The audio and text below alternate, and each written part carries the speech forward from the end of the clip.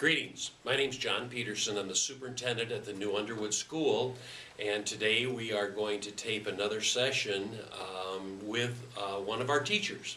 You know, in the past we've had a lot of students that we've had 10-minute podcasts with, but this year I thought I would take one of our more veteran, now that's a positive word, one of our more veteran teachers, and that's Della Mater. Della, welcome to It's Your School.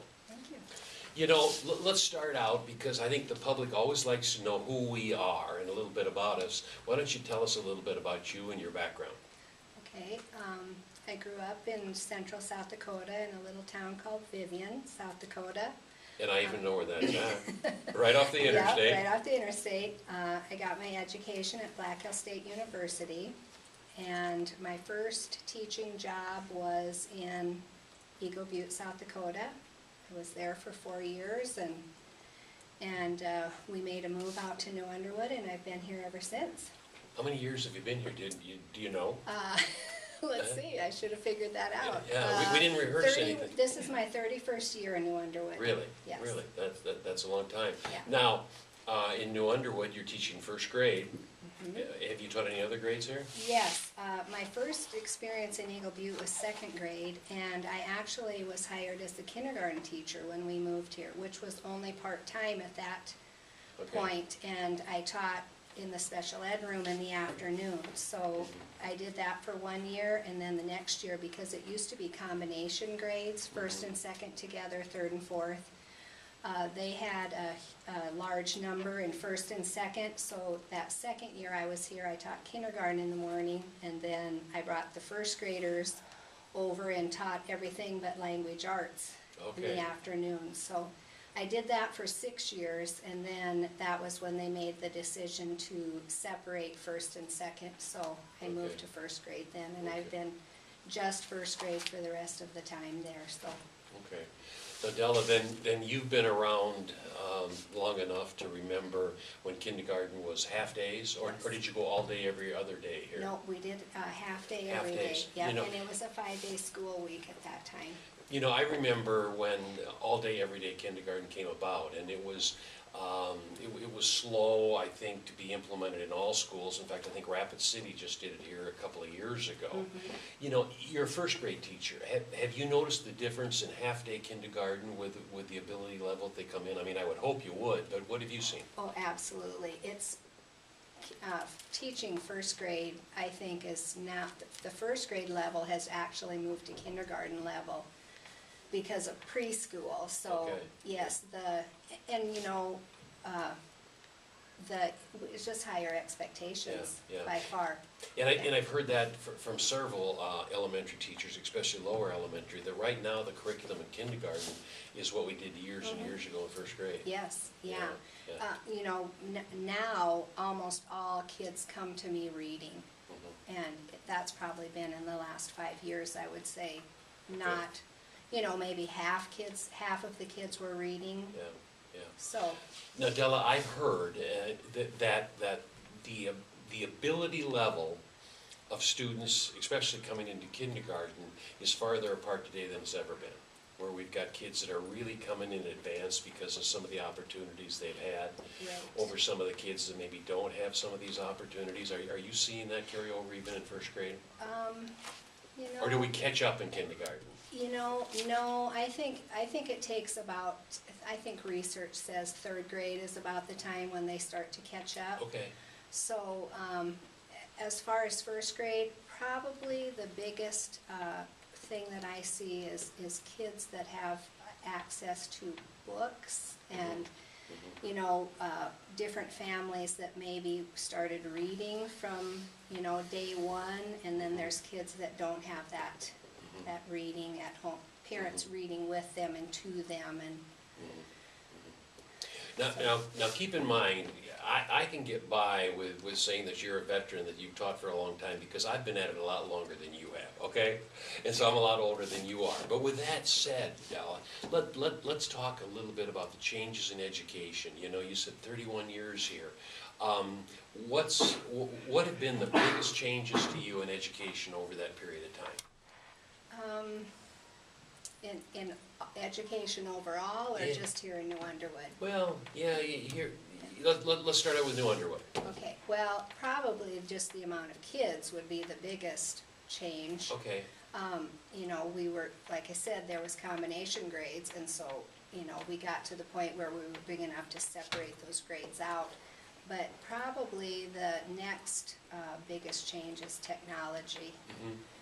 Because, you know, when I first came, we had no computers, and you know, now we've gone to smart boards and you know, taking tests on the computers and all that. So, yeah, technology is probably the biggest change. yeah.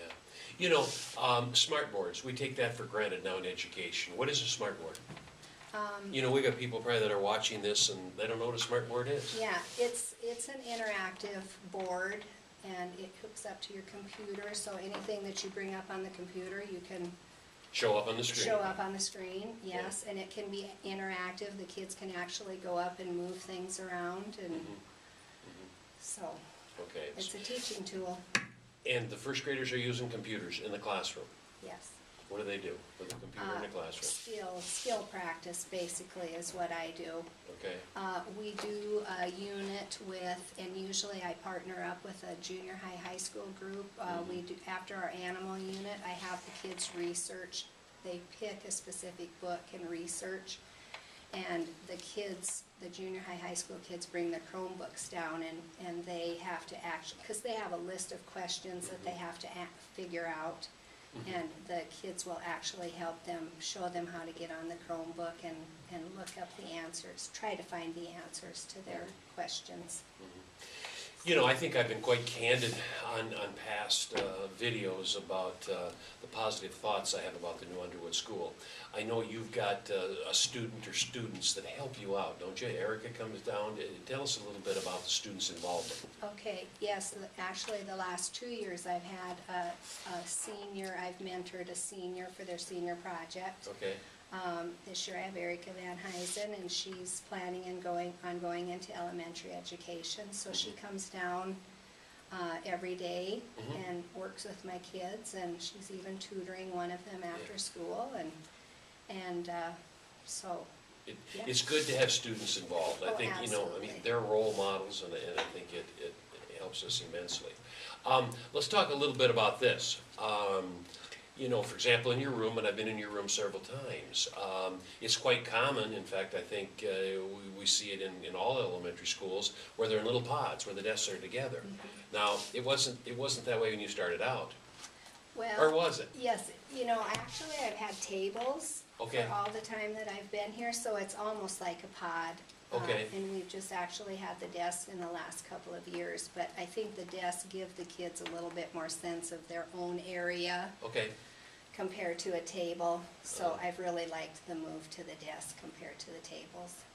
You know, Della, let's talk a little bit about testing. It's such an important issue today in education. Test, test, test. And of course, I mean, I say that with some concerns, but I say it positively too, because as a teacher, we need to test students before we move on. We need to make sure that they've accomplished something. You know, what testing do we do in first grade? End of the unit test. In fact, we just did one today in our math. We were ending the unit, and it's usually just a short, this was just a one question Okay. assessment, and like I tell my kids, it's so that I know whether we are ready to move on to the next skill, and I kind of feel that K1 and 2 is set up to get them ready to start taking the Smarter Balance test. We do a variety of assessments so that they have a good background and feel comfortable with doing assessments, so. Now, Smarter Balance is new this year, you know, another change in the testing cycle. And Smarter Balance is 3, 4, 5, 6, 7, 8, and 11. Yes. You know, what do you know about Smarter Balance?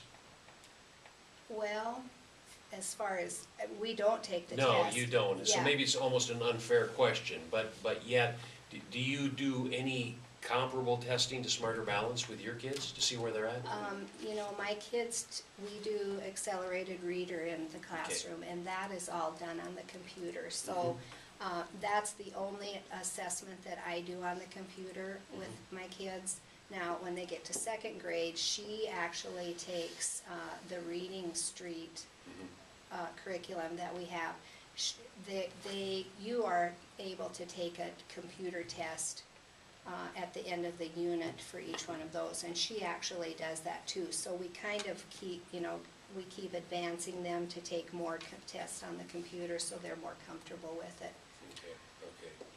Well, Della, we could talk for a lot longer, but I think it's 10 minutes have gone by quickly. And I want to say this, I know the teachers are underpaid, okay? And I wish we could do something about it in South Dakota. I know the legislature gave us 2% this year, and we appreciate it, but we are behind. And they say, in life that once in a while money isn't everything, although it's very important, but I do want you to know that we appreciate what you do. And they say sometimes that's important. And I've been in your classroom, and you do an excellent job, and we're fortunate to have you here. So thank you. Thank you.